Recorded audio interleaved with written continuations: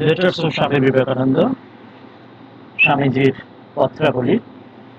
আমরা আজকে একটা খুব বিশিষ্ট একটি চিঠি পড়ব, যেটি ক্ষেত্রীর মহারাজ জিতেন অজিত সিং, যিনি স্বামীজির শিষ্য ছিলেন, যার স্বামীজিকে আমেরিকা পাঠানোতে তার অবদান বিপুল, এবং পরবর্তীকালেও স্বামীজি যে নানাভাবে সাহায্য করে, স্বামীজি মায়ের জন্য সাহায্য করে, সেখানে তার বিপুল অবদান ছিল।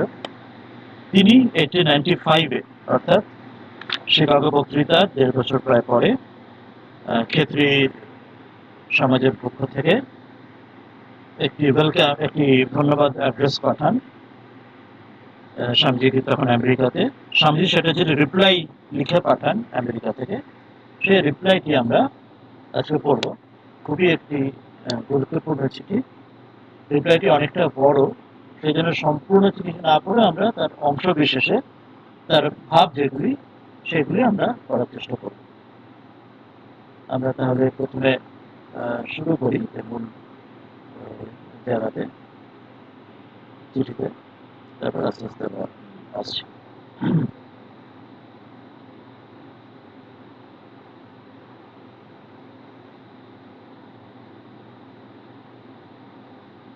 মূল চিঠিতে ইংরেজিতে লেখা। আমরা দেখছি যে 4 মার্চ 1895-এ ক্ষেত্রী মহারাজা তিনি স্বামীজিকে অ্যাড্রেসটা পাঠিয়েছিলেন। তাতে বলছেন যে তার ইংরেজিতে লেখা রয়েছে, তার বক্তব্য হচ্ছেন যে তিনি ধন্যবাদ জানাচ্ছেন স্বামীজিকে, যে স্বামীজি যে কাজ করেছেন আমেরিকাতে হিন্দু ধর্মের প্রসার প্রচারের কাজে, এবং তার মাধ্যমে যে ভারতের আরো পুনরুত্থান, ধর্মের পুনরুত্থান, ভারতের স্বাভিমানের পুনরুত্থান যে কাজ করেছে, অসংখ্য ধন্যবাদ জানিয়েছেন শিকাগো বক্তৃতার শিকাগো পার্লামেন্ট রিলিজিয়ন্স ইত্যাদি বিষয়।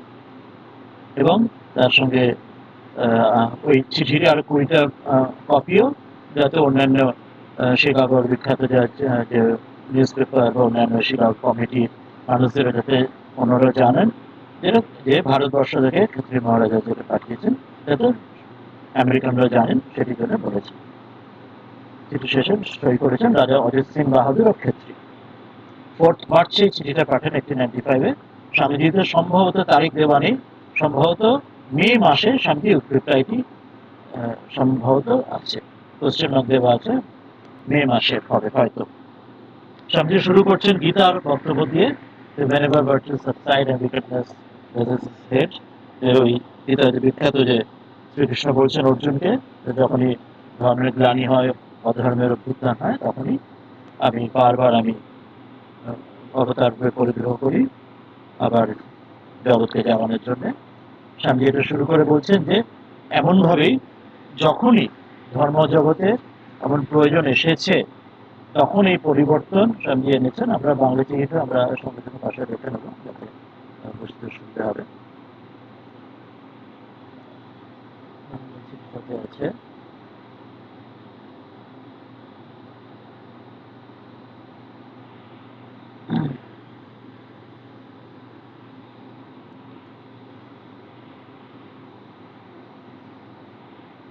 বাংলা চিঠি আমাকে বার করিনি আমরা।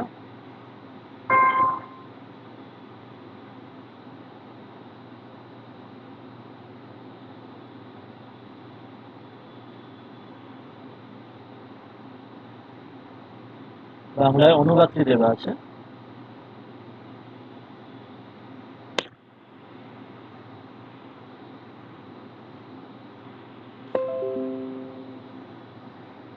অনুবাদে সেটাই বলছেন যে যখনই ধর্মজগতের এই পরিবর্তন আসে, তখনই আবার সেটিকে ঠিক করে নেবার জন্য কোনো মহাপুরুষ বা যেমন এখানে শ্রীরামকৃষ্ণ এলেন, সেই শক্তির মাধ্যমে আবার সেটি সনাতন যে সত্তা শুরু হয়।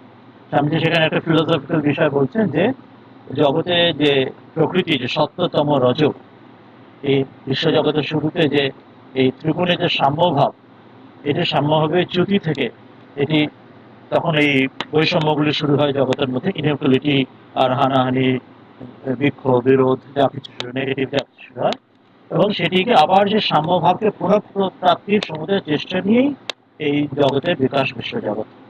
অর্থাৎ প্রচেষ্টা আবার হচ্ছে যতক্ষণ এই সাম্যাবস্থা, 3টি গুণ, 70 3 গুণের সাম্যাবস্থা যতক্ষণ না ফিরে আসে ততক্ষণই প্রচেষ্টা চলে। বলছেন আমাদের সীমাবদ্ধভাবে আমাদের মনুষ্য জাতির মধ্যেও এই যে বৈষম্য রয়েছে, ইনইকুয়ালিটি রয়েছে, সেটি ত্যাগ করে সাম্যভাবে ফেরার চেষ্টা। দুটি শক্তি পাশাপাশি যেন কাজ করছে, একটি যেন বৈষম্য তৈরির চেষ্টা করছে 3টি গুণের মধ্যে, আর অন্যটি সাম্যভাবে আনার চেষ্টা করছে। তা বিভিন্ন জাতি উপজাতির মধ্যে সেই প্রভাবটি দেখা যায়। স্বামীজি বলছেন যে এখানে কিভাবে সেটি আসে, যে এক একটি জাতি এই কাজের মধ্যে এক একটি অংশকে যখন নিয়ে নেয় একটা যন্ত্রস্বরূপ।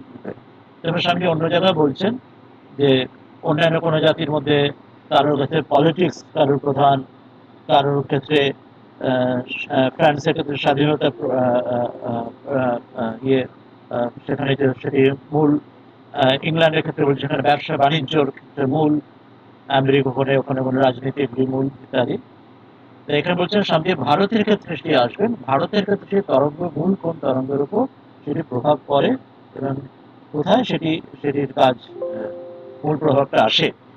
এটি স্বামী এখানে জানাবেন যে এক একটি জায়গায় সেই প্রভাবটা নানাভাবে ওঠে এবং নানাভাবে সেটি তার প্রভাব দেখা যায়।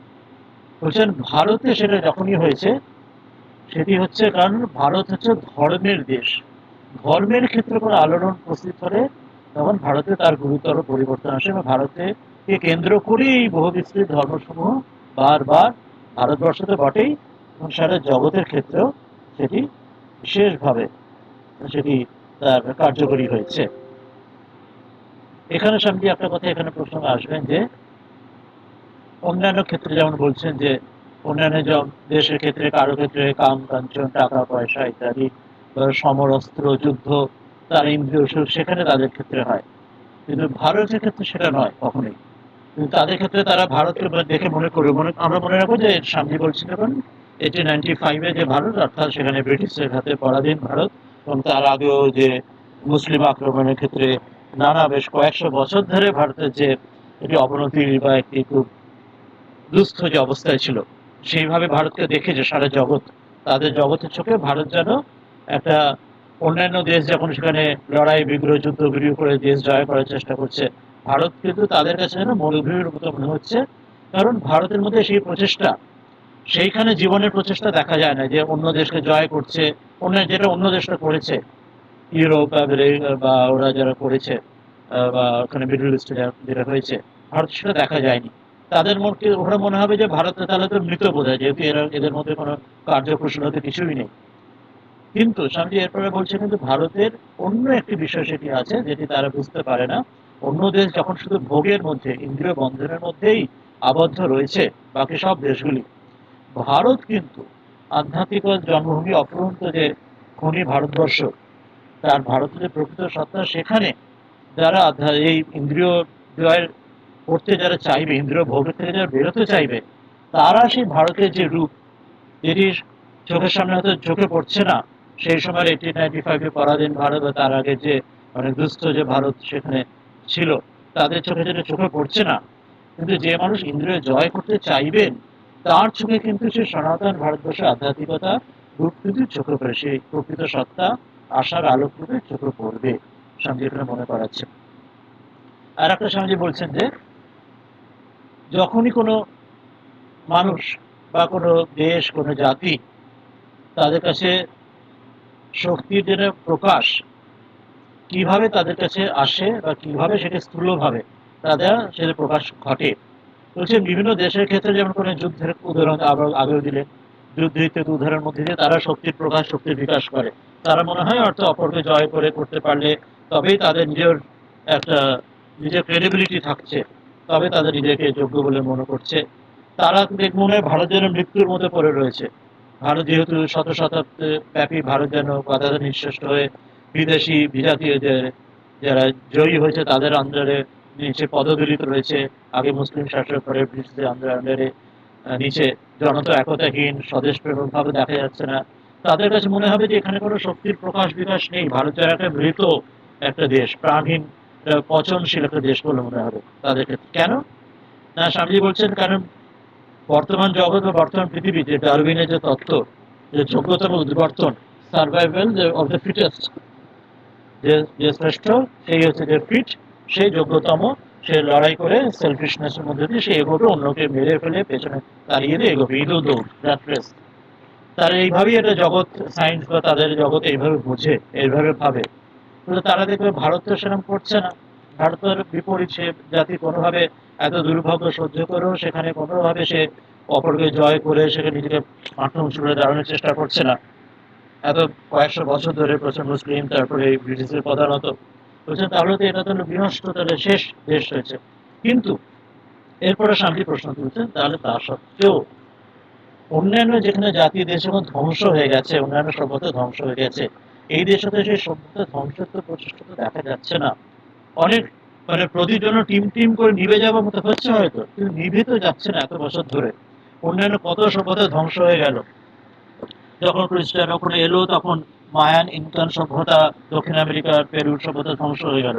যখন মুসলিমরা এলো, ব্যাবিলন, ইজিপ্ট সভ্যতা ধ্বংস হয়ে গেল, মেসোপটেমিয়া, সব কত কিছু সব একের পর এক সভ্যতা সব ধ্বংস হয়ে গেল।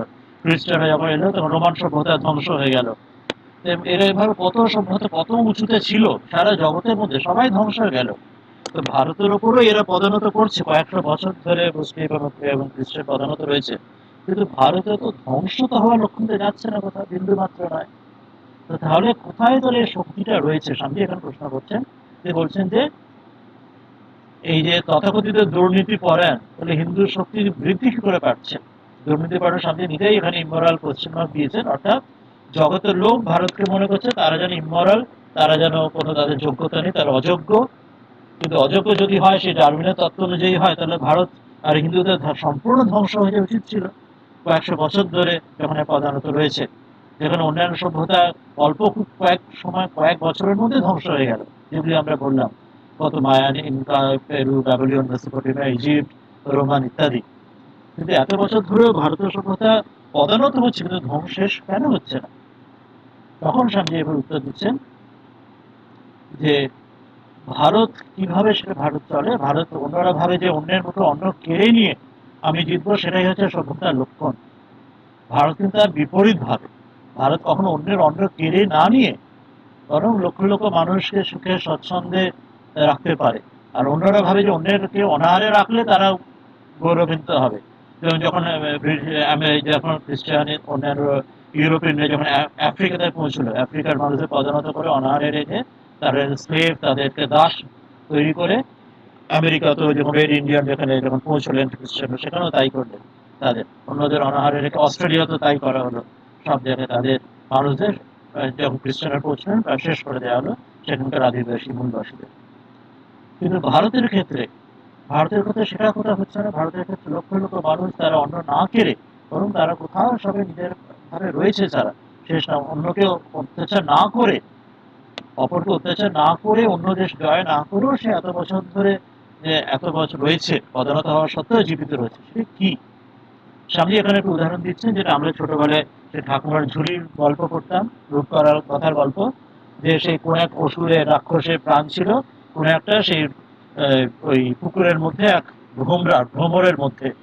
সেই ভ্রমরের মধ্যে যতক্ষণে সেই প্রাণ ভ্রমরাকে, যখন ওই জন্য প্রাণ ভ্রমরা কথাটা বলা হয়, যেমন ওই জন্য সিম্বলিক রূপে, প্রতীকী রূপে, যতক্ষণে তাকে মারতে পারছো, সে অসুর কখনোই ধ্বংস হবে না। এখানে স্বামীজি বলছেন, একটা ওই উদাহরণ দিচ্ছেন, অনেক প্রাচীন জাতের পুরাণে দেখা যাচ্ছে বীর পুরুষের প্রাণ তাদের শরীরে যেন কোনো এক ক্ষুদ্র অংশে ঘনীভূত ছিল, সেখানে হাত না পড়লে তারা দুর্ভেদ্য থাকতেন। এবং সেই প্রত্যেক জাতির জীবনের সত্যি কোনো একটা জায়গায় আছে, সেখানে হাত না পড়লে সেই জাতি কখনোই বিনষ্ট হবে না। স্বামীজি এইটা এখানে মনে করেছেন। এইবার স্বামী মূল বিষয় আসছে, সেটা ভারতের বৈশিষ্ট্য কোথায়। এটা একটি মন্ত্রের মতো স্বামী দিচ্ছেন। এটা আমি মূল শব্দটা দেখিনি, ইংরেজি, মূল চিঠিটা তো ইংরেজিতেই ছিল। মূল চিঠিটাতে আমি দেখি স্বামী কি শব্দ বলছে, এটা উপনিষদের মন্ত্র যারা ইংরেজি ভাষায় স্বামী বলছেন, যে কি বিষয় এটা, কেন ভারত কখনো ধ্বংস কেন হবে না। বলছেন এই লাইনটি এখানে, In religion lies the vitality of India, and so long as the Hindu race do not forget the great inheritance of their forefathers, there is no power on earth to destroy them. এটি মনে রাখা কথা বিশেষভাবে স্বামীজি ভবিষ্যতেও কলমটি অলমোডাল lectures এর মধ্যে ভারতে ফিরে এসে বলবেন, এটিও কলম্বো টলম্বো লেকচার্স এর মতোই স্বামীজি এখানেও ওয়েলকাম অ্যাড্রেসের উত্তর দিচ্ছেন, শুধু এখানে চিঠিতে দিচ্ছেন আর আমেরিকা থেকে দিচ্ছেন। আর পরে কলম্বো টলম্বো যেটা স্বামীজি ভারতের সাক্ষাৎ এসে দিয়েছিলেন, সেখানে এই কথা বলেছেন। এখানে শুধু ক্ষেত্রীয় মহারাজকে লিখছেন বলে তাকে বিশেষ করে যেগুলি জোর দেওয়া দরকার সেগুলি জোর দিয়ে বলছেন। কিন্তু religion rise the Vitality of India, মনে করেছে ধর্মেই ভারতের জীবনী শক্তি। যতদিন হিন্দুরা তাদের পূর্বপুরুষের নিকট উত্তরাধিকার সূত্রে প্রাপ্ত জ্ঞান বিস্মৃত না হচ্ছে, ততদিন জগতের কোনো শক্তি তাদের ধ্বংস করতে পারবে না। So this Vitality of India is ধর্মই ভারতের প্রাণ, that is the fundamental. Swamiji বলছেন অনেকে বলে যে অতীতকে জানলে, যে অতীতের কথা ভাবতে থাকলে লোকে অনেকে নিন্দা করে, যে অতীতকে পড়ে থাকলে তুমি পেছনেই পড়ে থাকো, অতীতকে চিন্তায় হিন্দুর দুঃখের কারণ অনেকে বলেন। স্বামীজি বলছেন আমার কিন্তু মনে হয় তার বিপরীতটা সত্য। যতদিন হিন্দুরা অতীতকে ভুলেছিল ততদিন হতবুদ্ধি হয়ে অসার পড়েছিল। যতদিন তার অতীতের আবার অতীতে আলোচনা করছে, তখন চারিদিকে নতুন জীবনের লক্ষণ দেখা যাচ্ছে। অতীতের ছাঁচে ভবিষ্যতে গড়তে হবে, এই অতীতই ভবিষ্যৎ হবে। এখন নতুন করে শ্রী রাম মন্দিরের অযোধ্যায় যখন নতুন করে 500 বছর পর এসেছেন, নতুন করে শ্রী রামচন্দ্রের জীবনী রামায়ণ, বাল্মীকি রামায়ণ, রামচরিত মানুষের উপর মানুষের অনেক এখন প্রচেষ্টা ইচ্ছা মানুষের মধ্যে যাচ্ছে, মানুষ পড়াশোনা করার চেষ্টা করছে সেগুলি অনুবাদে বা মূলিতে জানার। আরো নিজের গীতা মহাভারত শাস্ত্র উপনিষদ, নিজের অতীত, এছাড়া মানুষের ভারতের যে পূর্ব অতীত, বৈদিক সভ্যতা, হরপ্পা সভ্যতা, সিন্ধু সভ্যতা, আর এর আগে যে মৌর্য গুপ্ত সভ্যতা, বুদ্ধের সময়, মহাবীরের সময়, সব মানুষ জানতে চাইছে।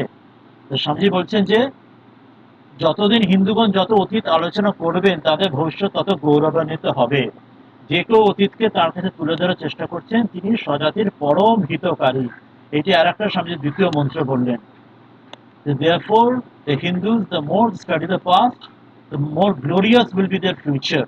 And whoever tries to bring the past to the door of everyone is a great benefactor of his nation. যে অতীতকে আমাদের পড়তে জানতে হবে এবং সেটি যে তাকে সাহায্য করবে সেটি জানানো, সে হচ্ছে সবচেয়ে হিতকারী। আমাদের পূর্বপুরুষের, এরপর স্বামীজি বলছেন পূর্বপুরুষের রীতি খারাপ ছিল তা নয়, বরং রীতিগুলি যে ন্যায়সঙ্গত পরিণতি সেটাই দেওয়া হয়নি বলে ভারতের পতনের কারণ। স্বামীজি আরো বলছেন যে ভারতের সামাজিক বিধান সেগুলো যুগে যুগে পরিবর্তন হয়েছে, সেগুলো ধীরে ধীরে আরো বিকশিত হওয়ার দরকার ছিল। প্রাচীন ভারতের ঋষিরা এত দূরদর্শী ছিলেন, তাদের জ্ঞানের মহত্ব বুঝতে জগৎকে এখনো কয়েক শতাব্দীও অপেক্ষা করতে হবে। তাদের বংশধরদের এই মহান উদ্দেশ্যে পূর্ণ ভাব ধারণ করার অক্ষমতা হলো ভারতের অবনতির একমাত্র কারণ। এটি স্বামীজি তৃতীয় সূত্র, তৃতীয় মন্ত্রটি বললেন স্বামীজি, যে the great seers of ancient India saw so far ahead of their time that the world has to wait centuries yet to appreciate their wisdom. And it is this very inability on their part of their own descendants to appreciate the full scope of this wonderful plan that is the only one cause of degeneration of India. এই তিনটি সূত্র স্বামীজি একটা মন্ত্রের মধ্যে তিনটি মন্ত্র স্বামীজি দিলেন। উপনিষদ, স্বামী নতুন যেন উপনিষদ তিনি মন্ত্র 10টা ঋষির উপর উপনিষদ তিনি রচনা করলেন। এখানে প্রথমটি কি বললেন যে ধর্ম ভারতের প্রাণ, দ্বিতীয় বললেন যে অতীতকে জানো, তৃতীয় বললেন যে অতীতের যারা যে ঋষিরা যার পথ দেখিয়ে গেছেন সেটাই ভারতের পথ, সেই পথ তুমি ফলো করনি, অনুসরণ করনি বলে তোমার পতন হয়েছে। আবার সে অতীতের পথে অনুসরণ করে কিন্তু অতীতে আঁকড়ে রাখে তোমাকে ভবিষ্যতে এগোতে হবে, এটি একমাত্র তোমাকে এগোতে হবে, এটি উপায়। স্বামীজি এরপর কিছু রাজনৈতিক অতীতের কথায় আসছেন, যে অতীতে শতাব্দী ধরে ভারতের ব্রাহ্মণ ও ক্ষত্রিয়র মধ্যে যুদ্ধক্ষেত্র যেন ছিলেন। একদিকে পুরোহিত ব্রাহ্মণরা তারা প্রজাদের উপর যে রাজাদের যে অত্যাচার নিবারণবদ্ধ করছিলেন, আর প্রজাদের ক্ষত্রিয় যারা তারা নিজেদেরও তার উপরে যে রাজত্ব করতেন, তারা ক্ষত্রিয় আবার পুরোহিতরা যে আধ্যাত্মিক অত্যাচার করতেন বা মানুষকে বন্ধনে আনার চেষ্টা করতেন, সেই থেকে তারাও পুরোহিতদের বিরুদ্ধে তারা যেন উঠে দাঁড়াতেন। অতীতকাল থেকেই ভারতের ব্রাহ্মণ ক্ষত্রিয়দের সংঘর্ষ হয়েছিল। স্বামীজির আমরা যদি মডার্ন ইন্ডিয়া পড়ি, বর্তমান ভারত পড়ি, তাতেও দেখবে স্বামী বিস্তার করে এটি ব্যাখ্যা করছেন এই বিষয়টি। এখানেও তাই বলছেন, শ্রুতির মধ্যেও দেখা যায় যে ব্রাহ্মণ ও ক্ষত্রিয়ের মধ্যে এই বিরোধ ছিল। আমরা জানি যে পরশুরামের ক্ষেত্রে আমরা দেখেছি পরশুরাম ব্রাহ্মণের ক্ষত্রিয় বধ করলেন, 21 বার বিশ্বকে নিষ্ক্ষত্রিয় করলেন। এরকম অনেক উদাহরণ আছে আমাদের ইতিহাস পুরাণে, স্মৃতিতে। এরপর বলছে যে ক্ষত্রিয়দের নেতা শ্রীকৃষ্ণ সামঞ্জস্য পথ দেখালেন গীতার মাধ্যমে, তিনি কিছুটা পথ তিনি ধর্ম দর্শন উদারতা সার তিনি দেখিয়ে দিলেন। কিন্তু তখনও তারপরেও বিরোধের কারণ তখনও ছিল, সম্পূর্ণ তখনও সামঞ্জস্য তখনও আসেনি তারপরে। ফলে আবার সে বিরোধ আবার প্রবলভাবে জেগে উঠলো কৃষ্ণের পরে, কলিযুগ যখন এলো। তখন সে বিরোধ যখন হতে থাকলো, তখন শেষে ক্ষত্রিয়দের জয় হলো শেষে, এবং কর্মকাণ্ড শেষে আর ধীরে ধীরে যে এই যাগযজ্ঞ ধীরে ধীরে সব চিরকালের মধ্যে চলে গেল, ক্ষত্রিয়দের এবং জ্ঞানের জয় হলো। এই যে জয়টা হলো কলিযুগে পরে এসে, সেই জয়টার নামই স্বামীজি বলছেন বৌদ্ধ সংস্কার। বুদ্ধ ছিলেন একজন ক্ষত্রিয় এবং তিনি এসে ব্রাহ্মণদের যে যাগযজ্ঞ পুরোহিতদের সেগুলি পশুবধ ইত্যাদি সব তিনি তুলে তুলে দিতে চাইলেন, ধর্মের যে কর্মকাণ্ড থেকে মুক্তি দিতে চাইলেন। এবং ভারতের স্বামীজি বলছেন যে সবচেয়ে বড় যে দুজন মহাপুরুষ কৃষ্ণ বা বুদ্ধ, পরে রামের কথা বলবেন, তারা সবাই ক্ষত্রিয় ছিলেন, মনে রাখবেন। এই অজিত সিং যেহেতু ক্ষত্রিয় রাজা, ক্ষত্রিয় রাজা, তাকে ওই জন্য স্বামীজি এই বিষয়টা মনে করাচ্ছেন আরো। এবং এরা সবাই দুজনই স্ত্রী পুরুষ জাতি ধর্ম নির্বিশেষে সকলের জন্য জ্ঞানের দ্বার খুলে দিয়েছেন। এরপরে বলছেন স্বামীজি, অদ্ভুত নৈতিক বল সত্ত্বেও বৌদ্ধ ধর্ম কিন্তু প্রাচীন মত ধ্বংস করতে সমস্ত ছিল। ওই যেটা বলা হলো, স্বামীজি অন্য জায়গায় বলছেন, বৌদ্ধরা যে মতরা, তারা যে নিজের মত প্রতিষ্ঠা তো করছে, সে ঠিক আছে, সেটা ভালো, কিন্তু তার সঙ্গে তারা যেটা কর্মকাণ্ডকে যারা বিরোধিতা করছে, তার সঙ্গে সম্পূর্ণ বেদ শ্রুতিকেও, ভারতের যে ঈশ্বর এত বছর ধরে যে ঈশ্বরকে মেনেছে, সেই সম্পূর্ণ সেটি মূলচ্ছেদ করতে চেয়েছিল তারা। তারপরে কি হলো, তার ফলে তারা নিজে শেষ পর্যন্ত নীতিমূলক প্রচেষ্টা নিজে হতে হয়, বৌদ্ধ ধর্ম নিজেই শেষে বিলুপ্ত প্রায় হলো। স্বামীজি অন্য জায়গায় বলছেন যে বৌদ্ধরা সবেগে বেদের যে প্রস্তরূপ বেদের ওপরে যেন পড়ে থাকে, সেই প্রস্তরূপ বেদকে যেন ভেঙে ফেলার চেষ্টা করে, সেই পাথরটিকে বেদরূপ পাথরকে, কিন্তু উল্টে বেদকে বিন্দুমাত্র ক্ষতি করতে পারলো না। কিন্তু উল্টে তারা কি হলো, তারা নিজেই তাতে সেই পাথরের হয়ে পড়ে তারা নিজেই যেন ধ্বংস হয়ে গেল, তারা নিজেই চূর্ণ বিচূর্ণ হয়ে গেল।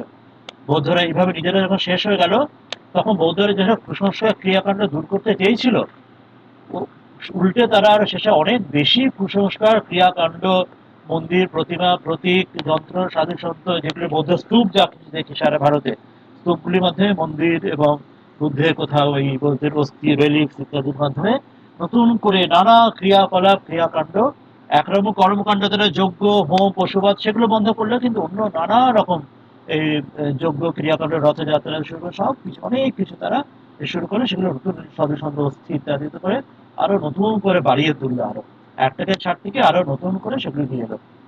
এবং বৌদ্ধ ধর্মের প্রচারে যে মঙ্গোলীয় আদিম বিভিন্ন জায়গাতে এখন প্রচার হলো, সেই সব জাতির মিশ্রণ হলো, সেখানে তাদের অজ্ঞাতসারে তাদের যে বিভৎস বামাচার তন্ত্র নানা কিছু, সেগুলি ভারতের মধ্যে বৌদ্ধের মাধ্যমে ভারতীয় হিন্দু ধর্মের মধ্যেও এসে গেল।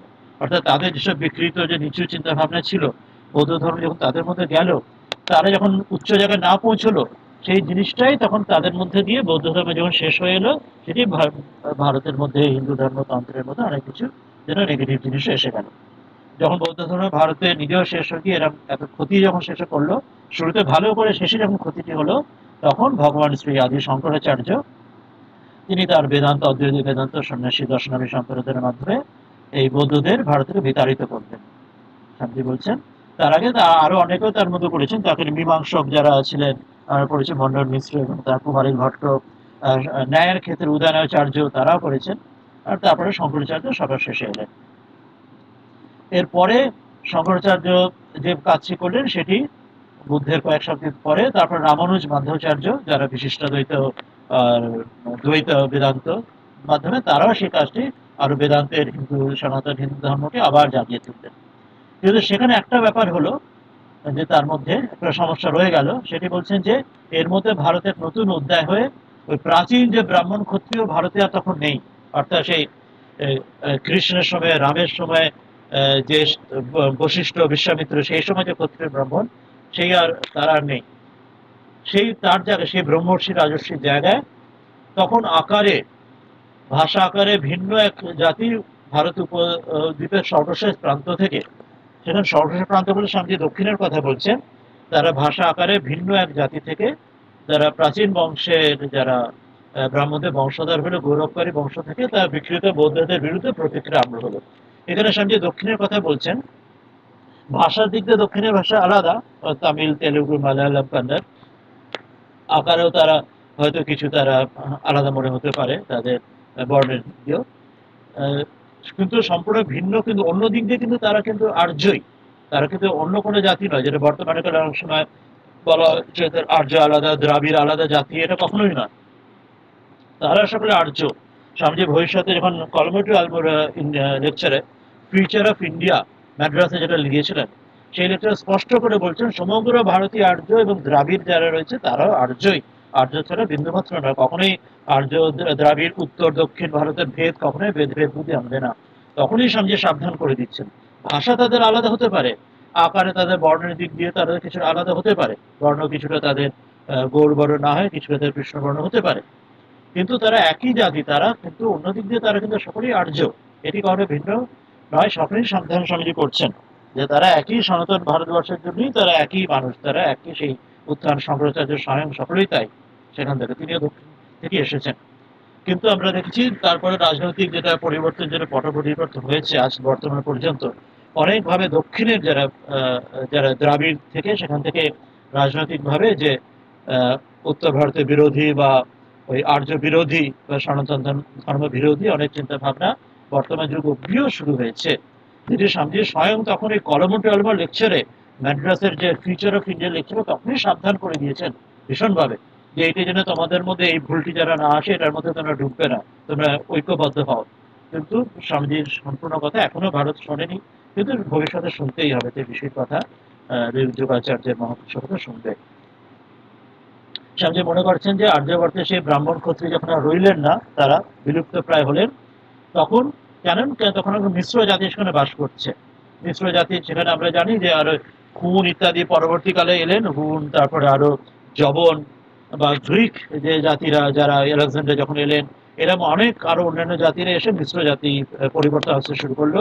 এবং তারপরে যখন মিডল ইস্ট থেকে, মধ্য এশিয়া থেকে ইসলাম যখন এলো, মুসলিম এলেন, সেখান থেকেও তাদের সাথে মিশ্রিত হয়ে তখন সেই যে আগের যে রাম বা কৃষ্ণ বা বৈশিষ্ট্য বিশ্বামিত্র সেই যে ব্রাহ্মণ ক্ষত্রিয় ঐহনী, সেই যে মূলগুলি না থেকে অনেক মিশ্র জাতি তখন রয়েছে। এবং স্বামীজি বলছেন যে তারা আগে যেটা মনু যেটা আগে যেমন বলেছেন যে এটা দেশে প্রস্তুত সকাশাদ অগ্র জন্মনাহা, অর্থাৎ সেখানে মনুস্মৃতিতে মনু বলছেন, ভগবান মনু বলছেন যে যে আর্যদের থেকে পৃথিবীর সকল মানুষ আপন আপন চরিত্র শিক্ষা গ্রহণ করবে, এই যে উচ্চ আদর্শ এবং অবস্থা ছিল যে তৃণবন্তী বিশ্ব আর্য, সারা বিশ্বকে আর্য করো, আর্য করো মানে অর্থাৎ সে তাদের সংস্কৃত করো, তাদের শিক্ষিত করো, কালচার করো, তাদের ভালো দাও। অন্য দেশ কি করতে চেষ্টা করেছে, তারা অস্ত্র শস্ত্র দিকে অন্য দেশকে জয় করার চেষ্টা করছে, ভারত তা দিয়ে নয়, ভারত আধ্যাত্মিকতার শিক্ষা দিয়ে জ্ঞানের মাধ্যমে অন্য দেশকে জয় করছে। ভারত কখনো ওই অস্ত্রের মাধ্যমে জয় করছে না, ভারত শুধু জ্ঞান বিতরণ করছে, আধ্যাত্মিক বিতরণ করছে, সকলকে উত্থানের পথে নিয়ে যাচ্ছে।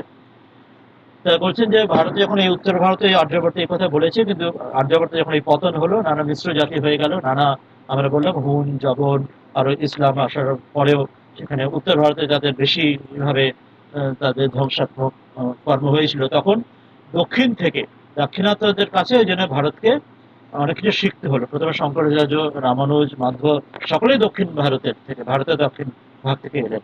এবং স্বামীজি বলছেন তাদের ভাষা আলাদা হতে পারে, তাদের বর্ণ আকার আলাদা হতে পারে, কিন্তু মনে রাখবে তারা কিন্তু আলাদা নয়, তারাই আর্যই, তারা আমাদেরই, তারা এক, তারাই সনাতন ধর্মী, তারা একই মানুষ, তারা কখনোই ভিন্ন, কোনো ভেদ বুদ্ধি আনবে না। ফলে তারা আবার ভারতে আবার বেদের অভ্যুদয় করলেন, আবার বেদের পুনরুত্থান হলো। এবং এমনকি গৃহস্থরা পর্যন্ত আরণ্যক, অর্থাৎ আরণ্যক এবং উপনিষদের চর্চায় শুরু করে, বেদান্তর এমন চর্চা আর কখনো হয়নি। অসাধারণ শঙ্করাচার্য এবং তারপরে রামানুজ মধ্বাচার্যের মাধ্যমে বেদান্তের চর্চা হলে ভারতে বিশাল করে আবার শুরু হলো, গৃহস্থরা শুরু করলেন সেটি। বলছেন এর মধ্যে একটা অসুবিধা রয়ে গেল, যে বৌদ্ধ ধর্ম প্রচারে ক্ষত্রিয়রাই যেহেতু মূল নেতা ছিলেন, বুদ্ধ স্বয়ং ক্ষত্রিয় এবং অন্যরা ক্ষত্রিয় ছিলেন, তারাই দলে দলে বৌদ্ধ হন, এবং তারা বৌদ্ধ হওয়া করার উদ্দেশ্যে উৎসাহেতে সংস্কৃত ভাষা উপেক্ষা করেছিলেন, বৌদ্ধ পালি ভাষা, সেই সময় পালি ভাষাকেই বেশি গুরুত্ব দিয়েছিলেন, সংস্কৃত চর্চা সারা ভুলে গেলে, এবং ক্ষত্রিয়রা বৈদিক সাহিত্য এবং সংস্কৃত চর্চা থেকে দূরে সরে গেলেন যেহেতু শিক্ষা থেকে। ফলে দক্ষিণ থেকে যে সংস্কৃত তরঙ্গে এলো, বেদান্তের চর্চার যে তরঙ্গে এলো শঙ্কর, রামানুজ, মধ্বাচার্যের মাধ্যমে, তাতে শুধুমাত্র ব্রাহ্মণদের উপকার হলো, অর্থাৎ যারা অলরেডি ইতিমধ্যে তাদের সংস্কৃত চর্চা ছিল এত বছর ধরে। কিন্তু ভারতের বাকি যে মানুষদের, ক্ষত্রিয় বৈশ্য শূদ্র অনার্য যারা তাদের কিন্তু যেহেতু এটা সংস্কৃত এই যে উত্থানটি আবার শুরু করলেন শঙ্করাচার্য সকলে বৈদিক ভারতে, কিন্তু অন্যরাও উপকৃত হতে পারলো না বিশেষ। কারণ বৌদ্ধ সময়ে অধিকাংশ লোক পালি, ক্ষত্রিয়রা সংস্কৃত ভুলে গিয়ে তারা পালি এবং যে রিজনাল ল্যাঙ্গুয়েজ সেই ভাষা শুরু করলেন। ফলে কি হলো, সেটি এক পেশে রয়ে গেল। কিন্তু তখন থেকে যে উত্থান আরো শুরু হচ্ছে ধীরে ধীরে, সেটি আরো বিস্তার করতে হবে। স্বামীজি এরপরে বলবেন যে ক্ষত্রিয়রাই ভারতের মেরুদণ্ড স্বরূপ, ক্ষাত্র বীর্যের মাধ্যমেই সেটি রক্ষা করতে হবে। বশিষ্ঠ, বিশ্বামিত্র, তারা যে বিশ্বামিত্র স্বয়ং তিনি ক্ষত্রিয় থেকে যখন ব্রাহ্মণ হলেন, তিনি স্বয়ং রামকে তিনি নিয়ে যাচ্ছেন যে অসুর বধের জন্য, তারকা রাক্ষস ইত্যাদি বধের জন্য তিনি স্বয়ং রামকে নিয়ে যাচ্ছেন ক্ষত্রিয়ের মাধ্যমে। বশিষ্ঠ রামকে বারণ করছে যে তুমি সন্ন্যাস গৃহ ত্যাগ করবে না, তোমাকে রাবণ বধের জন্য তোমাকে সংসারে থাকতে হবে। কৃষ্ণ ইত্যাদিও তারা তাই রয়েছেন। ক্ষত্রিয়রাই হচ্ছেন ভারতের স্বাধীনতার, ভারতের যে ক্ষত্রের বীর্য, কারণ ব্রাহ্মণত্ব যে রক্ষার জন্য সে ক্ষত্রের যে শস্ত্র, শাস্ত্রের সঙ্গে শস্ত্র দরকার, শস্ত্র না হলে শাস্ত্র রক্ষা হয় না। শঙ্করাচার্য সেই জন্য দশমী সম্প্রদায়ের সঙ্গে নাগা সাধু, যেটা মধুসূদন সরস্বতী পরবর্তীকালে নাগা সম্প্রদায়, যারা শাস্ত্রের সঙ্গে শস্ত্রও রাখতেন, যাতে ধর্মের রক্ষা উত্থানের জন্য। তা বলছেন যে ক্ষত্রিয়রা এই কাজটি করে গেছেন দীর্ঘকাল ধরে, বিজ্ঞান স্বাধীনতার মাধ্যমে কুসংস্কার দূরীভূত করে, এবং তারা পুরোহিতের অত্যাচার থেকেও তারা স্বাধীনতার রক্ষা আগে করেছেন। কিন্তু পরে যখন তারা এই অজ্ঞানে নিমগ্ন হয়ে গেলেন পরবর্তীকালে, তখন যেটি বললাম, তারা বৌদ্ধের পরে তারা সংস্কৃত শিক্ষা ভুলে গেলেন। শঙ্করাচার্যের সময় শুধু বৌদ্ধ ব্রাহ্মণরা মূলত সংস্কৃত আর বেদান্তের চর্চা এলেন, গৃহস্থরা কিন্তু অন্যরা ক্ষত্রিয় বৈশ্য শূদ্র যেন কমে গেলেন চর্চা থেকে। এবং তাতে ক্ষত্রিয়রা যখন মধ্য এশিয়া যে বর্বর জাতির সঙ্গে সনিক স্থাপন হলো, যেটি বলছেন অর্থাৎ মধ্য এশিয়া মানে মিডিল ইস্ট থেকে যখন এই আরব ইত্যাদি যে ইসলামিক যখন আক্রমণ শুরু হলো, আমরা জানি অনেক রাজপুত যারা ক্ষত্রিয়, তারা মুঘলদের সঙ্গে তারা ওই সম্পর্ক স্থাপন করলেন। অর্থাৎ তাদের রাজপুত কন্যারা, তারা আকবর ইত্যাদি অনেক মুঘল বা রাজা বা অন্যান্য ইসলামিক যারা সুলতানদের সঙ্গে সেখানে বিবাহ বন্ধনে আবদ্ধ হচ্ছে, সম্বন্ধ স্থাপন হচ্ছে। এবং তারা যেটা ইসলামের ক্ষেত্রে তারা তাদের যে পৌরোহিত্য বর্গ, অর্থাৎ তাদের মৌলবী ইত্যাদির মাধ্যমে যে দাবিয়ে রাখা অপরকে, মানুষকে নারীকে দাবিয়ে রাখা এবং আরো স্বাধীনতা হস্তক্ষেপ এবং তাদের যে ধর্মান্তরের ইসলামের যেটা প্রক্রিয়া এবং যে তাদের ভেদ বুদ্ধি, যে হিংসাত্মক যে কর্ম, যে তরবারির মাধ্যমে তারা যে ধর্ম প্রচার, যেটা স্বামীজি বলছেন যে মধ্য এশিয়ার বর্বর জাতির সাথে সনিক স্তম্ভ স্থাপন করে ভারতীয় পুরোহিত পর্বের প্রাধান্য স্থাপন, পুরোহিতগণ অর্থাৎ এখানে যেটা ইসলামিক পুরোহিতগণ, অর্থাৎ সেখানে মৌলবী এবং সুফি যারা, তারাও এটিতে যোগদান করেছিল কাশ্মীর এবং অন্যান্য জায়গাতেও, যে তরবারি নিয়োজিত করলো, যারা সেখানে ওই অস্ত্রের মাধ্যমে তারা জোর জবস্তি করে অপরকে, হিন্দুদেরও তাদের ধর্মান্তরিত করে। এবং তখনই বলছেন ভারতের পাপের মাত্রা যেন পূর্ণ হয়ে এলো, ভারত ভূমি যেন একেবারে ডুবে গেল ঘোর অন্ধকারে। বলছেন যতদিন যে ক্ষত্রিয় শক্তি জাগরিত হয়ে নিজেকে মুক্ত করবেন, যেমন আগে অনেকে পড়েছেন, যারা রাজা রানা প্রতাপ তিনি এবং ছত্রপতি শিবাজি অনেক পড়েছেন, অনেকজন কেউ কেউ। তো সেই রকম যে সকলে যখন ক্ষত্রিয় শক্তি জাগরিত মুক্ত করে এবং অবশিষ্ট জাতিরা চরম শৃঙ্খল যতদিন মোচন করে দেয়, স্বামীজি যখন বলছে তখন ব্রিটিশ আমল এসে গেছে সেই সময়, ততদিন ভারত না হলে উঠবে না। এবং এই পৌরোহিত্য ভারতের সর্বনাশের মূল। সেটা আগে যেমন ব্রাহ্মণ পৌরোহিত্য যেমন অনেক দোষ করে ভুল করেছে অনেক ক্ষেত্রে, যেটা বৌদ্ধরা যেটা যেটা অনেকটা সেটা দূরীকরণ করেছিলেন বৌদ্ধ সংস্কারের মাধ্যমে। পরবর্তীকালে ইসলামিক যেরকম তাদের মৌলবী, তাদের যেটা তাদের গোড়ামির মাধ্যমে, কট্টরতার মাধ্যমে বর্তমান ভারত বা বিশ্ব অব্দিও যারা ক্ষতি করে চলেছে নানাভাবে তাদের ইসলামিক টেরোরিজম ইত্যাদির মাধ্যমে। তো সেটিও স্বামীজি বলছেন যে এই ধরনের সব রকমের এই ধরনের পৌরোহিত্য সেটা যেদিকেই হোক, খ্রিস্টানের ক্ষেত্রেও তাই, খ্রিস্টান ফাদারের মাধ্যমে স্বামীজি বলেছেন, আমেরিকাতেও স্বামীজি বারবার বলেছেন, তারা ভারতকে তারা পদনত করে তারা বাইবেল দিয়ে তারা, যেমন অস্ট্রেলিয়া, আমেরিকা, আফ্রিকা, তারাও সে পদনত করে দখল করেছে। ভারতেও তারা চেষ্টা করেছে, এখনো তারা চেষ্টা করে যাচ্ছে। সব রকম ভাবেই এই কিছু খ্রিস্টান হোক বা ইসলামিক হোক বা ভারতেও আগে যারা ব্রাহ্মণের ক্ষেত্রে যারা বৌদ্ধ সংস্কার যা করতে হলো, সেখানে অনেক পৌরোহিত্য সর্বনাশ করেছে এবং করার চেষ্টা করেছিল সে এখনো। স্বামীজি বলছেন যে নিজের ভ্রা থেকে অবনমিত করে মানুষ স্বয়ংকে অবনীত না হয়ে থাকতে পারে, অপরকে তুমি দাবালে তুমি নিজেও দেবে থাকবে। যেটা কবি বলছেন যে তুমি যদি ওই নিজেকে যদি, একটি কবিতা রবীন্দ্রনাথের বোধহয় কবিতা আছে যে যাদের তুমি নিচে রাখো সে তোমার টানিবে নিচে, এমন একটি কবিতার ভাব রয়েছে।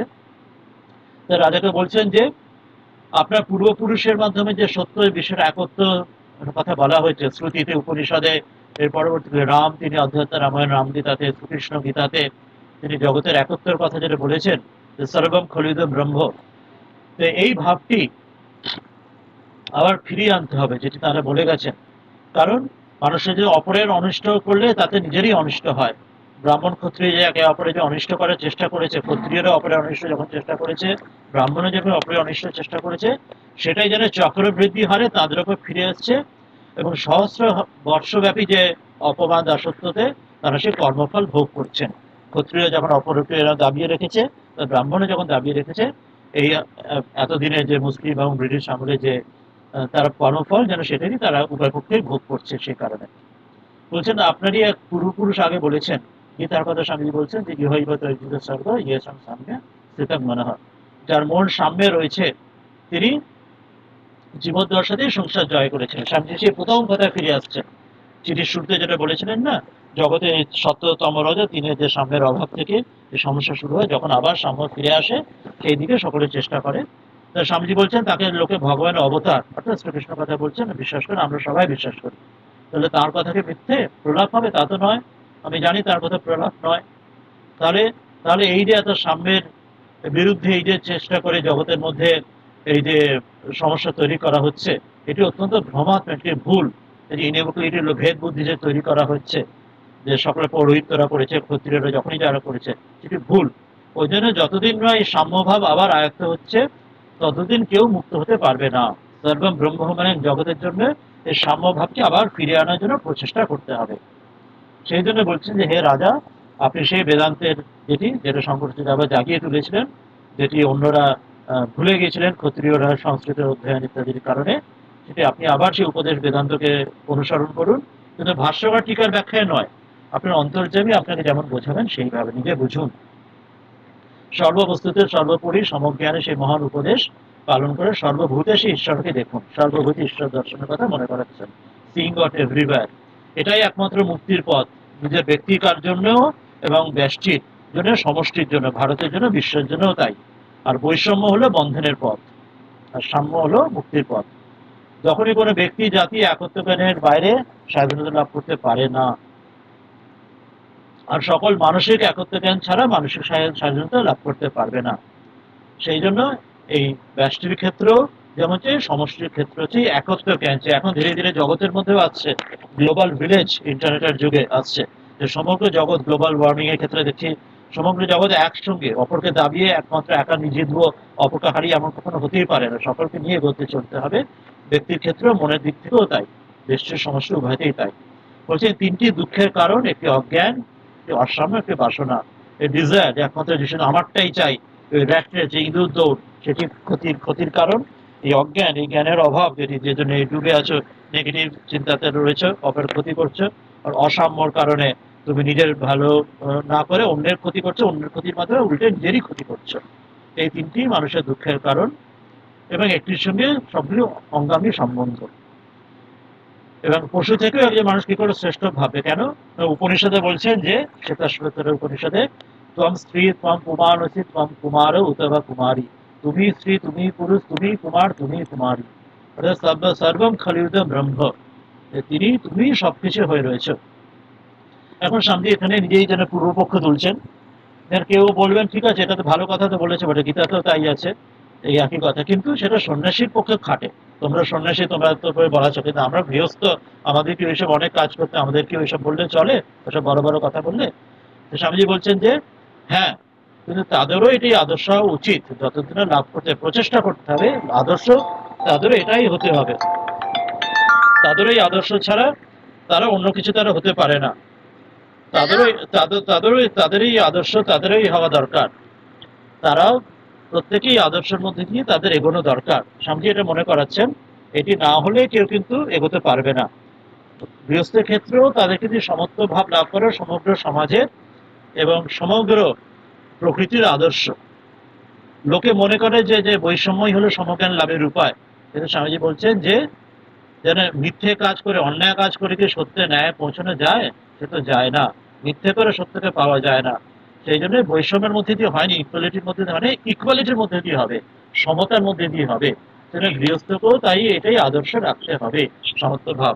গৃহস্থ হয়তো এক্ষুনি পারবে না সমগ্রটা জীবনে প্রয়োগ করতে, কিন্তু তা বলে আদর্শ ত্যাগ করলে চলবে না। সেই আদর্শই প্রত্যেকের মানুষকে তাদের নিয়ে যেতে হবে। এরপর স্বামীজি গীতা থেকে আবার কোট করছেন, এই মানুষের প্রকৃতির মধ্যে এই যে অভিশাপ, এটি হচ্ছে সব দুঃখের কারণ হলে বৈষম্য, এটি সমগ্র বন্ধনের কারণ। গীতাতে তাই শ্রীকৃষ্ণ বলছেন, সমং পশ্যন্য সর্বত্র সমবস্থিতম ঈশ্বরম ন হিনস্যাৎ মনাত্মানং তত ইয়াতি পরাং গতিম।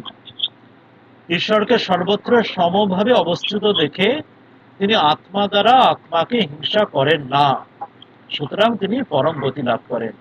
এই একটি শ্লোকের মধ্যে সকলের মুক্তির কথা বলা হয়েছে, সকলের, গৃহস্থ হোক, ইয়ে হোক,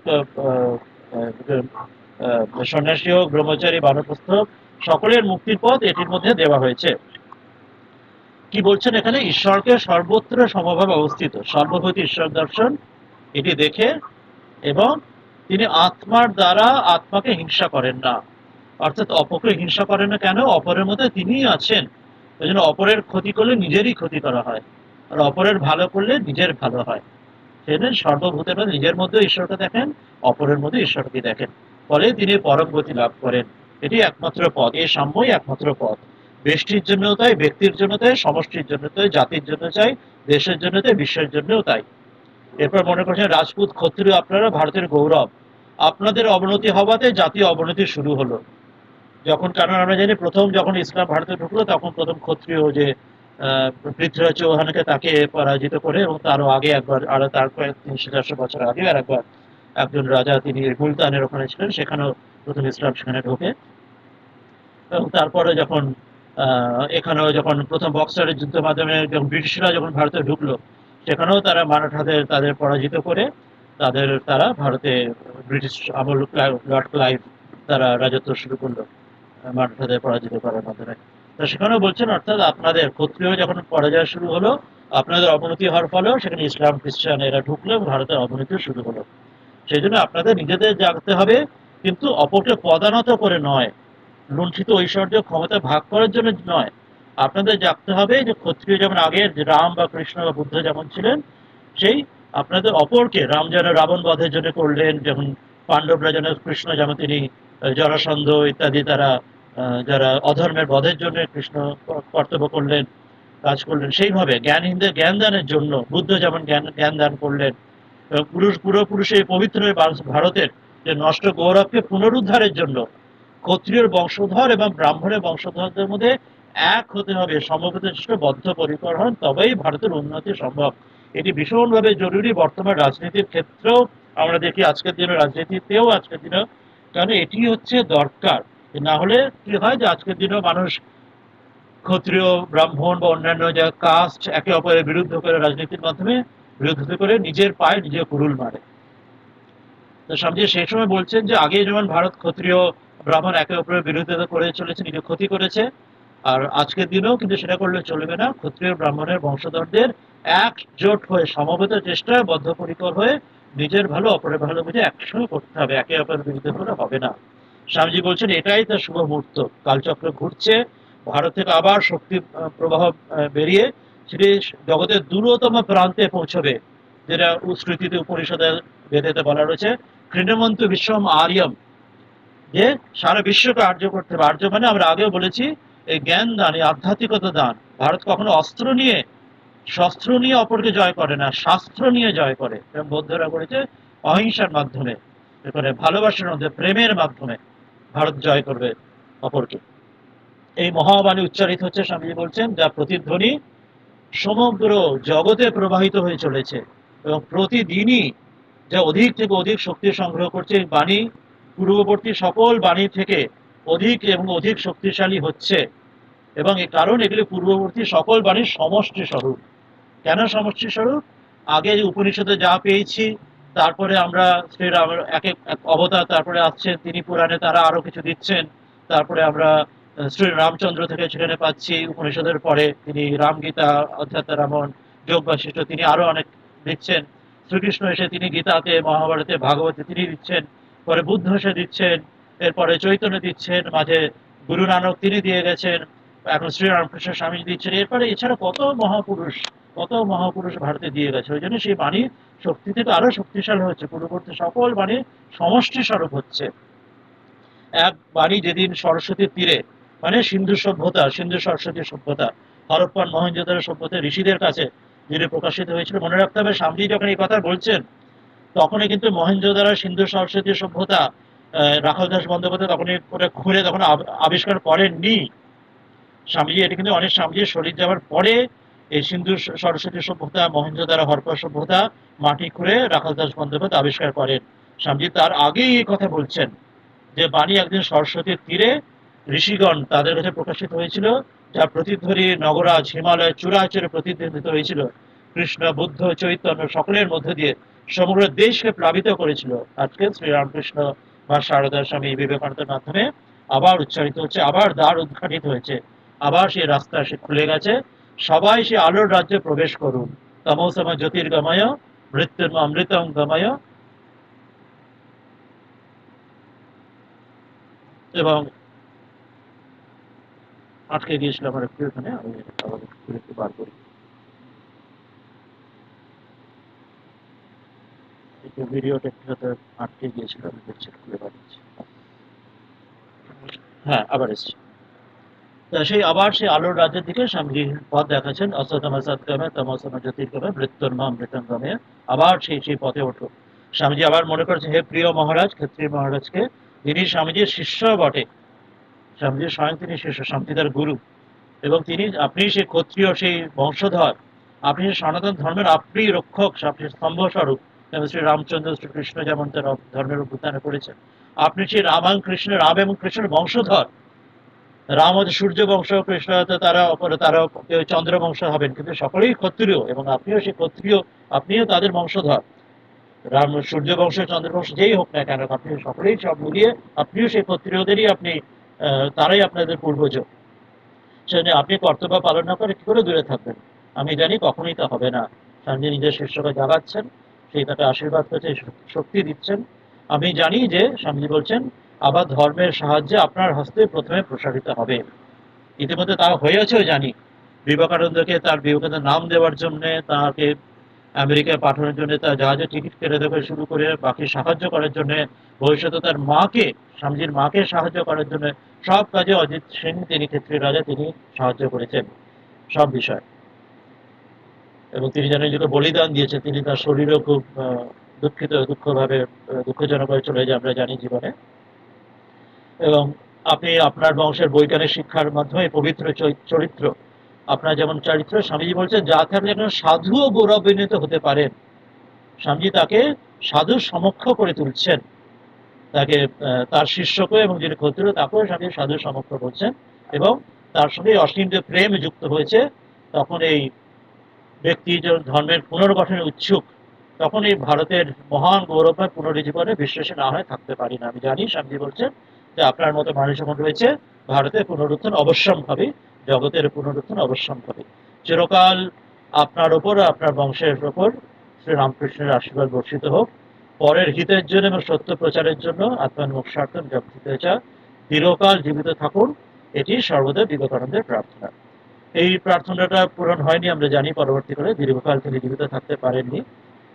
কিন্তু তিনি তার যেটুকু তিনি জীবিত ছিলেন, তিনি যেন তার জীবনটি যেন বলিদান দিয়ে গেলেন স্বামীজি যে কাজ বলেছেন আত্মার মোক্ষার্থ জগৎহিতের জন্য। এই চিঠিটা শেষ হলো। অসাধারণ এই চিঠি। এবারে অল্প সময় রয়েছে, আমি একটু শুনে নি। কৌশিক, নির্মল অনেকে রয়েছে। কৌশিক একটু আগে একটু বলো, অনেকদিন পরে কৌশিক রয়েছে।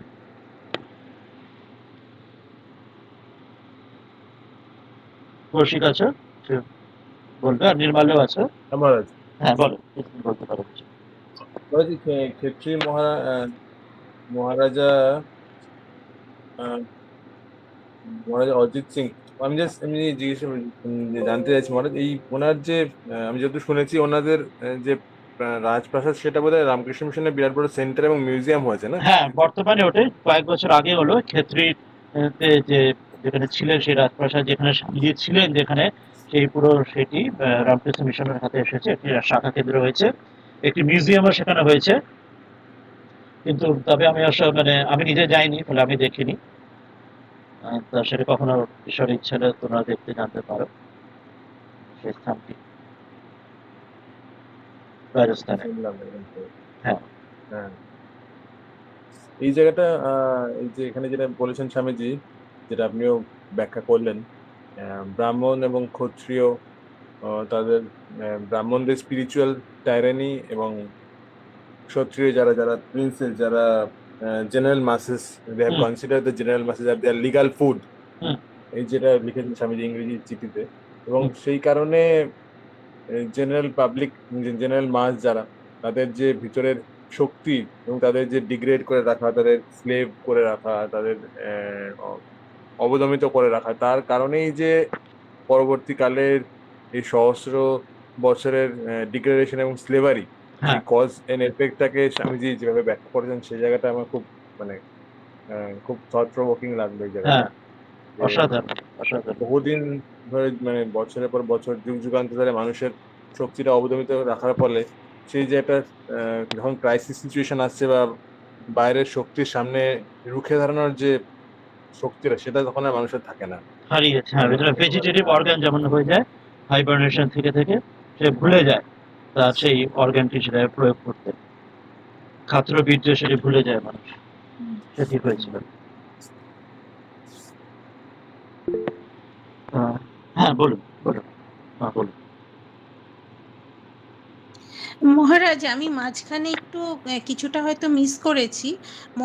স্বামীজি যে আর্য, এটা আর্যদের ব্যাপারে বলেছেন যে সাউথের যারা, মানে আমরা যাদের অনার্য বলে ব্যাখ্যা শুনে থাকি, তো এখানে স্বামীজি বলছেন যে তারাও আর্য ছিলেন। হুম। তো তাহলে অনার্য কাদের আমরা এই বলবো, এই মানে অনার্য। হুম, হ্যাঁ, হ্যাঁ, কেউ কেউ কিছু বলছেন, নির্মাল্য বা কেউ কিছু বলবে, বা কৌশিক?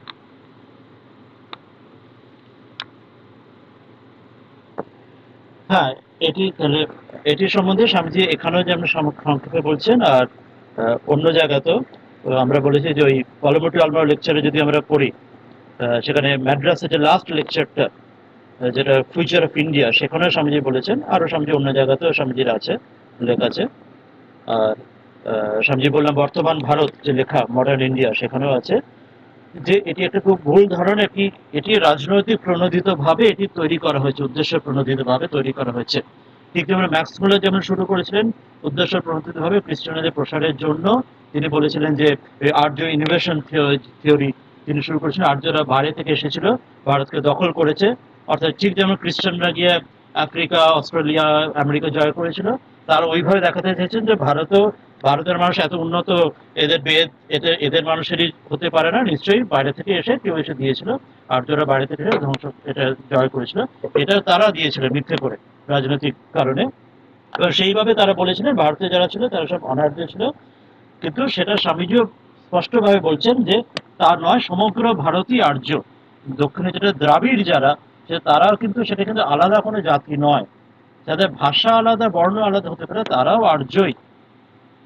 এটা অরবিন্দ বলছেন, সেই অরবিন্দ তিনি বলছেন। এবং দক্ষিণে আর একটা উল্লেখ করবো, ওই দক্ষিণেরই যে শৃঙ্গেরি এবং কাঞ্চি মঠে যে শঙ্করাচার্য, তার কতগুলি বই আছে, তার হিন্দু ধর্মের উপরে বই আছে, সেগুলি নিজেরাও পড়ে দেখতে পারবেন।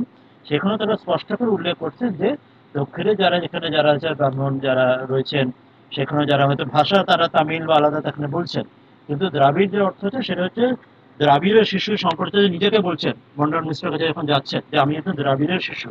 দ্রাবিড়ের শিশু মানে হচ্ছে, দ্রাবিড় মানে কোনো আলাদা জাতি নয়, বিন্ধ্যাচলের দক্ষিণে যে মানুষ তাদের দ্রাবিড় বলা হয়। যেমন আগেকার দিনে বঙ্গদেশে যাকে গৌড়াণ্ড বলা হতো, গৌড়াণ্ড শিশু, অর্থাৎ গৌড় দেশ, বাংলার অংশটা, বাংলা উড়িষ্যা এগুলিকে বলা হতো আগেকার দিনে, গৌড় শব্দে বলা হতো।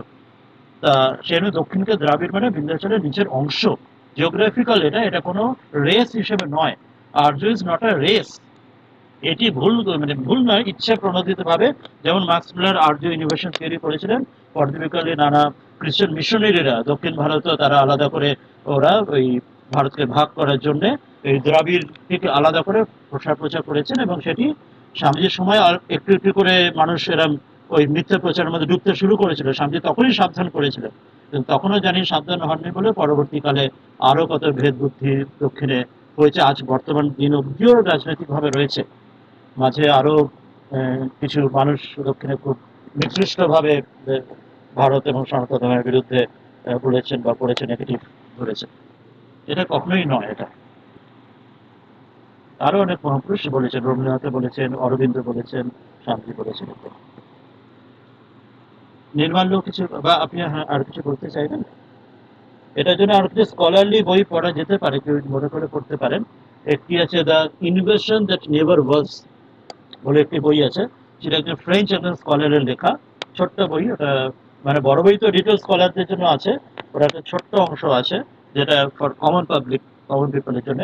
The invasion that never was, অর্থাৎ যে আরিয়ান ইনভেশন যেটা আসলে হয়নি, যেটাকে মিথ্যা করে প্রণোদিত করে আমাদের দাবিয়ে রাখার জন্য, ঠিক যেটা ওরা চেষ্টা করেছে ওই বিদেশে, অস্ট্রেলিয়া, ইউরোপ, আমেরিকা, সব জায়গাতে, আফ্রিকা, আমাদেরও রাজনৈতিকভাবে খ্রিস্টান মিশনের দাবিয়ে রাখার জন্য এটা তৈরি করেছিল, যদি কোনো প্রমাণ নেই। এবং সেটা এখন রাজনীতির কারণে নানা বিদেশির অনেকে, ভারতের মধ্যেও অনেকে যারা দেশের বিরোধী শক্তি, তারা এখন ওইটাকে নিয়ে মাথা তুলে মাতামাতি করে। ওই বইটা কেউ পড়ে দেখতে পারেন, the invasion that never was. হ্যাঁ, কেউ বলবেন? আপনি বলবেন বা নির্মাতা কেউ? হ্যাঁ মহারাজ, বলবেন।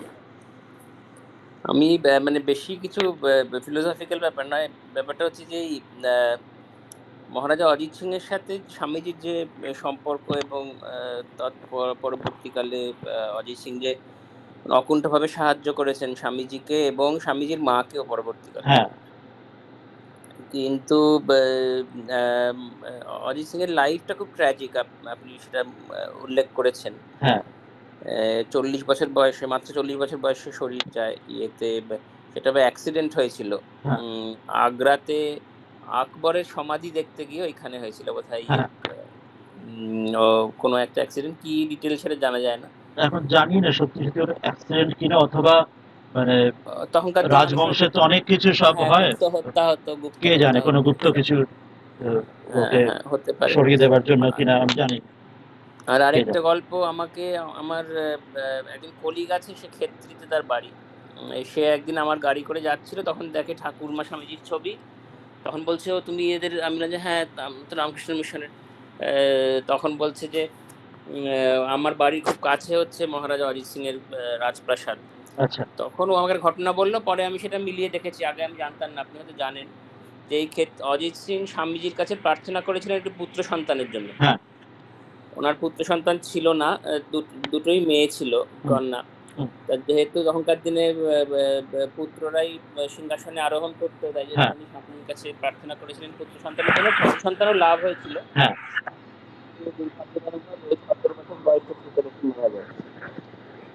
এবং স্বামীজি আমেরিকা যাওয়ার আগে আর একবার ওখানে যান ওই পুত্র সন্তানের জন্য, ওটা ডাকেন বলে এই উৎসবের জন্য। আচ্ছা, বিশেষ করে যান সেখানে। পুত্র সন্তান হয়েছিল আপনার, এবং সেখান থেকে তারপর ওনার যে দেওয়ান, তিনি টিকিট কেটে মুম্বাইতে এসে ওকে টিকিটের ট্রেনে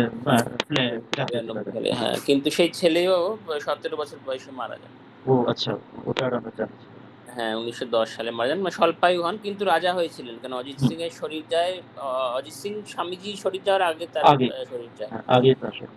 হ্যাঁ, এবং তারপরে পুত্র সিংহাসনে বসেন, কিন্তু বছর 10 মতো ছিলেন রাজা, খুবই অল্প, মানে নাবালক রাজা আর কি। তারপর তৎপরবর্তীকালে 70 বছর বয়সে মারা যায়। তো সেই দেখছিলাম যে মানে আমরা তো স্বামীজিকে ঈশ্বর মানে শিবাবতার বলি বা যাই বলি, যা বলি, স্বামীজির সঙ্গে এত ঘনিষ্ঠভাবে ওনার ঘনিষ্ঠ সম্পর্ক, স্বামীজির কাজে এত সহায়তা, তা সত্ত্বেও সাংসারিক জীবন খুব একটা সুখের হয়নি এবং অল্পায়ু ছিলেন। গুরবিনও তাই, গুরবিনও স্বামীজি এত কাজ করলেন, বিদেশ থেকে এসে ব্রহ্মচারী জীবন, তিনিও শরীর চলে গেল শান্তি থাকতে। হ্যাঁ, তারপর ইয়েরও আপনার মিস্টার এন্ড মিসেস সেভিয়ারের মিস্টার সেভিয়ার, হ্যাঁ, ওনারও তাই হলো মায়াবতীতে। হ্যাঁ,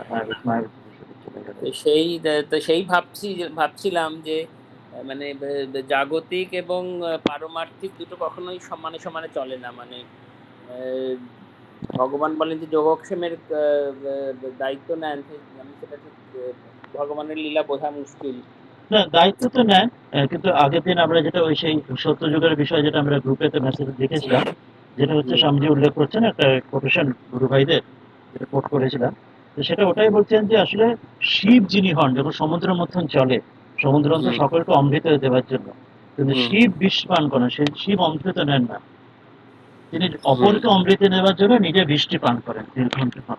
তো এই জন্য স্বামীজির শিব স্বরূপ বলে, আর স্বামীজির যে গণ, এরা হচ্ছে স্বামীজির শিবের গণ ধরে নিতে পারি, তারা সকলে বৃষ্টি পান করছেন ভবিষ্যৎকে, প্রজন্মকে, দেশকে, বিশ্বকে অমৃত দেওয়ার জন্য। সেই এই বোঝাবেন স্বামীজি নিজেও তো স্বল্পায়ু, শঙ্করাচার্য স্বয়ং শঙ্করাচার্য স্বল্পায়ু, তারা সকলে বিষ পান করে গেলেন। হ্যাঁ, তো সেইটাই আর কি, মানে মানে ভক্ত হলে যে তার জীবনে কষ্ট নাই বা দুঃখ নাই তা নয়, সেটা বোধহয় আমার মনে হয় ভক্তের জীবনে কষ্ট দুঃখ বেশি হয় সাধারণ মানুষ। যত উচ্চ তোমার হৃদয় তত দুঃখ জানিবে নিশ্চয়। সেইটাই। আর কৌশিক জিজ্ঞেস করছিল রামকৃষ্ণ মিশনের আশ্রম হয়েছে ওখানে, তো ওই ছেলেটি আমাকে বলেছিল অনেক পুরনো আশ্রম। তারপরে আমি দেখেছিলাম 1958 সালে রামকৃষ্ণ মিশনকে অজিত সিং এর নাতি বোধহয় ওই রাজপ্রাসাদের একটা অংশ দিয়ে দেন। পরবর্তীকালে বোধহয় পুরো প্রাসাদটাই রামকৃষ্ণ মিশনের ইয়েতে আসে, অকুপেশনে আসে, এবং সুন্দর মিউজিয়াম করেছে যে 3 তলার ঘরে, মানে সবচেয়ে উপরের প্রাসাদের ঘরে যেখানে ছিলেন সেখানে ওরা শ্রাইন করেছে, মানে প্রেয়ার করার জায়গা। তুমি গেছো নির্মলদা? না যাইনি রে, অনেক ছবি দেখেছি, স্বামীজির বিরাট মূর্তি আছে এবং অজিত সিং এরও মূর্তি আছে ওখানে, ছবি দেখেছি। অনেক সাধু সন্ন্যাসীরা যান, মানে যখন যান তাদের ছবি টবি দেখতে পাই। রিট্রিটও হয় আমি শুনলাম, কিছুদিন আগে বড় একটা রিট্রিট হয়েছে নাকি ওখানে বলি। আচ্ছা, এই চিঠিটা তো ইম্পর্টেন্ট উপনিষদের মধ্যে যেটা মনে রাখার, ওই 3টি পয়েন্ট যেটা শুরুতে আমরা বললাম, ওইটা একদম আমাদের উপনিষদের মধ্যে মনে রাখার মতো মন্ত্র। ফার্স্ট পয়েন্টে স্বামীজি যেটা বলছিলেন ওখানে যে ওই religion is a Vitality of India, ধর্মই ভারতের প্রাণ। ওই যতদিন ভারত এই তার ফোরফাদার্সের এই ইনহেরিটেন্স ধর্মকে যখন ভুলবে না, ততদিন ভারতকে কেউ নষ্ট করতে পারবে না। এটি মনে রাখার প্রথম, এটা মন্ত্রের মতো, ধর্ম ভারতের প্রাণ, ধর্ম প্রথম, তারপর সবকিছু, ধর্মকে নিয়ে সবকিছু। এইটা ফার্স্ট বলছেন। 2 নম্বর কথা বলছেন এটা মন্ত্রের মতো, যেটা বলছেন যে হিন্দুর যত will study the past, more glorious will be the future, and whoever tries to bring the past to everyone is a great benefactor.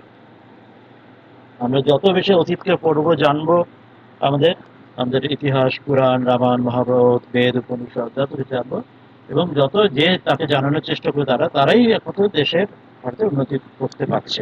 এটা 2 নম্বর বললেন। 3 নম্বর যেটা বললেন যে আর একটা, the great seers of India were so far ahead of their time that centuries it will take to appreciate their wisdom. And it is this very inability on the part of descendants to appreciate the full scope of this wonderful plan is the one and only cause of degeneration of India. অর্থাৎ প্রথম ধর্ম ভারতের প্রাণ, দ্বিতীয় অতীতকে জানো, তৃতীয় অতীতে যে কথা বলে গেছেন আমাদের মহাপুরুষরা, আগে ঋষিরা বলে গেছেন, তারা সব আগে ভবিষ্যতে বুঝে বলে গিয়েছিলেন, কিন্তু আমরা সেটা ধরতে পারিনি, ফলে আমরা বিপদ চালিত হয়েছি। ওই ক্ষত্রিয় ব্রাহ্মণ লড়াই ইত্যাদি যেগুলো পরে বললেন, সেসবের সমস্যা আমরা সমস্যা গন্ডগোল তৈরি করেছি।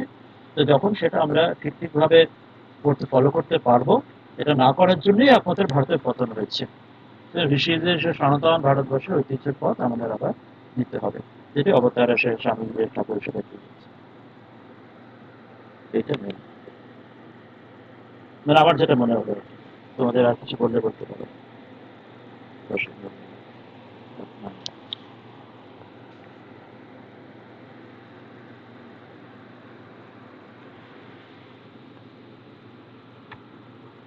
পরের অংশটাতে আমরা এলাম, যেটা বললাম ওই ব্রাহ্মণ ক্ষত্রিয় যে সমস্যা, যেটা বললেন একটা স্কিম দেখালেন যে ভবিষ্যতে এখন একজোট হয়ে লড়াই করতে হবে, যে ধর্মকে একসাথে ধর্মের বিরুদ্ধে খাড়া হতে হবে, যে নিজের মধ্যে খেয়ে করে নয়, যেটা আগে ব্রাহ্মণ ক্ষত্রিয় হয়েছে কতবার, পরশুরাম ক্ষত্রিয়ের মধ্যে আমরা জানি কতবার হয়েছে, পরেও কতবার দেখেছি, সেটা যেন না হয়, পরিহার করতে হবে, এটি শান্তি মনে করেছে।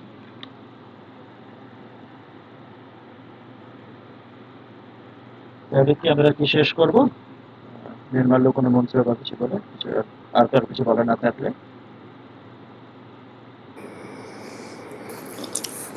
হ্যাঁ মহারাজ, হ্যাঁ। স্বামীজির প্রণাম মন্ত্রটাই বলো। হ্যাঁ, বলতে পারে সবাই। কোনটা মহারাজ, যতি রাজায় না যেমন ইচ্ছে। যাই। নমস্বী যতি রাজায় জয় विवेकानंद নন্দ সুরায়ে सूरये सच्चित सुख स्वरूपाय स्वरूपाय स्वामिने तापहारिणे। तापहारिणे। ओम शांति शांति शांति शांति। हरि ओम हरि ओम तत्सत्। श्री राम कृष्णार्पणमस्तु।